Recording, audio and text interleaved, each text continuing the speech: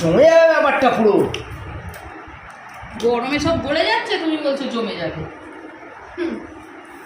যাই ক্ষীর একদম ব্যাপারটা না, ক্ষীর না, মোটেই মিষ্টি জিনিস, ঝাল।